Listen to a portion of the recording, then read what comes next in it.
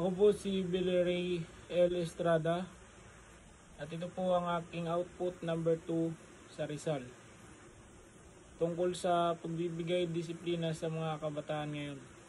Ang masasabi ko lang po sa pagbibigay ng disiplina sa mga kabataan ngayon, ito po ay masyadong maluwang sapagkat nakikita ko po at napapansin ko na yung ibang kabataan ngayon ay wala na po silang respeto sa nakakatanda sa kanila. Hindi po katulad dati sa panahon ko po ng pagdidisiplina sa akin ng aking magulang. Naranasan ko po na pagbuhatan ng kamay kaya alam ko pong paano rumispeto sa mga matatanda. Kaya mas pabor po ako